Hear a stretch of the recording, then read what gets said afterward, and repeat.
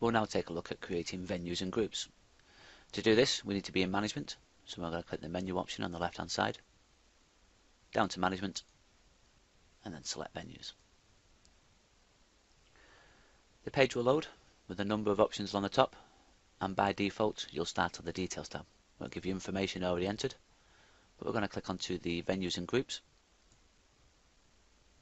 and from here you can see at the top we can view venues by groups or view as a list. So at the moment, because we do have a group already created, you can see here we can expand this group to display any venues within, but alternatively clicking this button will just list any venues you have created, irrelevant of it in a group or not.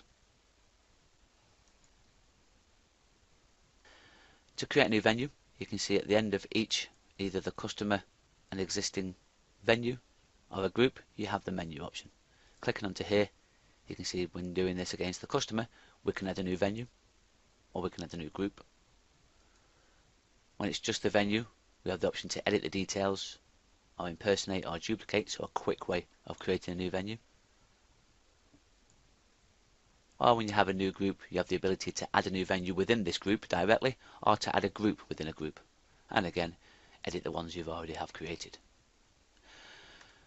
Now I'm going to do one under the customer, so it's not within a group, and I'm going to click Add Venue. The window will open asking if you would like to create the venue using the wizard helper. So you can say no, use standard, and this will just give you the screens for you to enter. But we advise using the wizard because this will guide you through advising what details do need to be provided. So I'm going to click Yes, Use Wizard.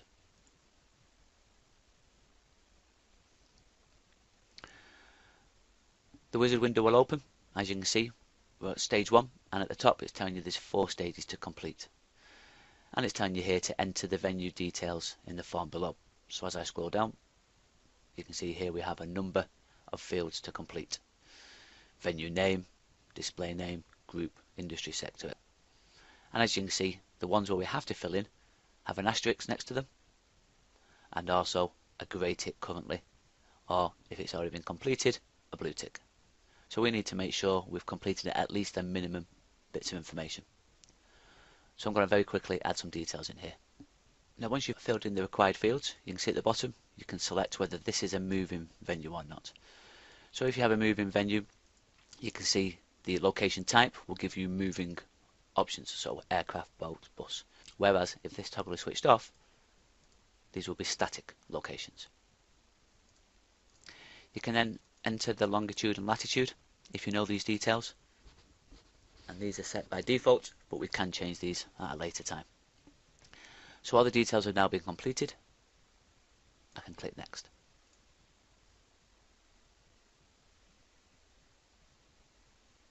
We're still within stage 1, and it's saying thank you for adding the venue. We've put together a starter pack, so this is just bits of useful information for when you're setting up your very first venue. So it could be that this is not your first, so you do have these details already. So you can see, select the top option, you can download, or you can have one emailed. So I already have it, so I'm just going to click Next. As you can see, we've moved on to stage 2, and this is where we're now going to add the hardware. Now, it could be that the hardware isn't ready to be added. Maybe you don't have the MAC address ready, but if you do have the details, you can say yes, configure now. So from here, we need to select the hardware type. So this drop down will give the details of all supported hardware make and models. And as you can see, these are all alphabetical. This is a mixture. And this is a mixture of enterprise and non-enterprise equipment. So I'm going to just choose is a TP-Link. And I'm just going to add the MAC address. Again, and as you can see, the ticks will go blue once all the details have been completed. You can give this a specific name, and then below you can see setting up the hardware requires a little technical know-how. So you can download the instructions, download the firmware, or view the instructions online. Now, with it being a TP-Link, this is non-enterprise, so this will be flashable. So we're going to flash this piece of hardware with the purple firmware. If this was an enterprise piece of hardware we selected, you wouldn't have the download firmware. You'd simply have to follow the instructions on how to configure within the cloud. So first thing I want to do is click on download firmware. As you can see, it's opened up at the bottom of the page. So that's now in my download folder. And then I'm going to view the instructions online. So an additional window is now opened, and as you can see it's a specific guide for that make and model of hardware I selected, and you just now need to go through these instructions step by step. And as you can see, it gives you screenshots of where you need to click, and as you go through this guide you'll get to the area where you will flash the hardware with the firmware we downloaded, and the firmware upgrade is completed. You will no longer have the TP-Link firmware on there, just the purple. So you will have a new username and login details which you can access from the hardware tab. So clicking back onto purple, we've now completed that, so we can now click next. And what it's doing now is we're still in stage 2, but we're in the second stage. So this is now allowing us to create our public SSIDs. Now because it's FlashKit, we get the 3 options. You get public network 1, which will always say purple, which isn't editable, but you can switch the toggle off if you didn't want that to be broadcast. We have public network 2, which will pick up the name of the venue, but what you can do in here, you can change this as required. And then you have a private network. So this could be perhaps if you have staff members, you may want them to access this, so their details don't get mixed with the customer's details.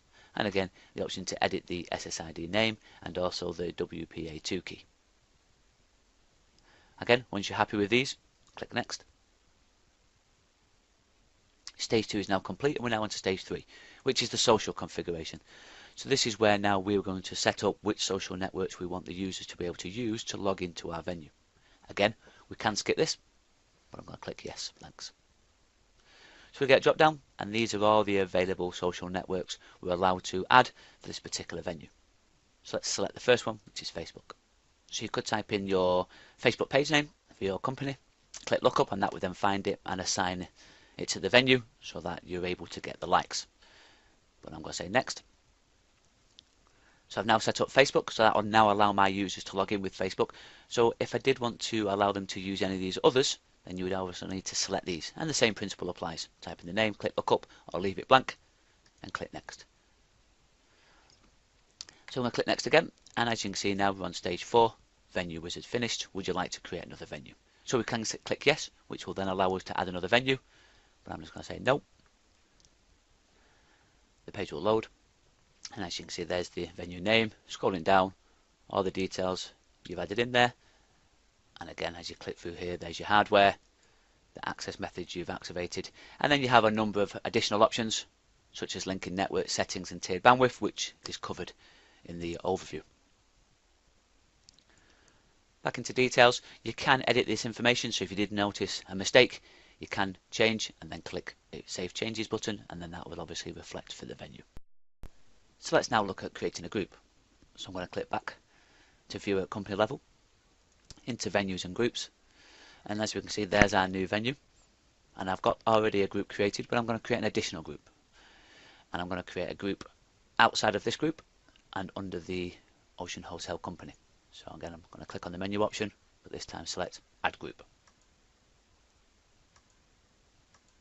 Screen will load. As I scroll down, you can see it lets me select the parent group, which has picked up the Ocean Hotels already. So I just need to give it a name.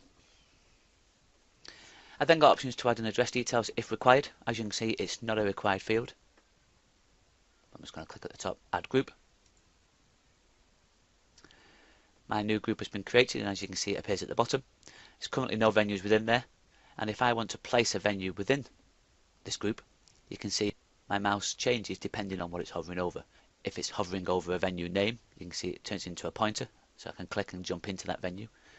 But if I hover away from the name but on the same line, it will turn into the arrows. So this will allow me to click and hold the mouse button and then drag and drop it into the relevant group.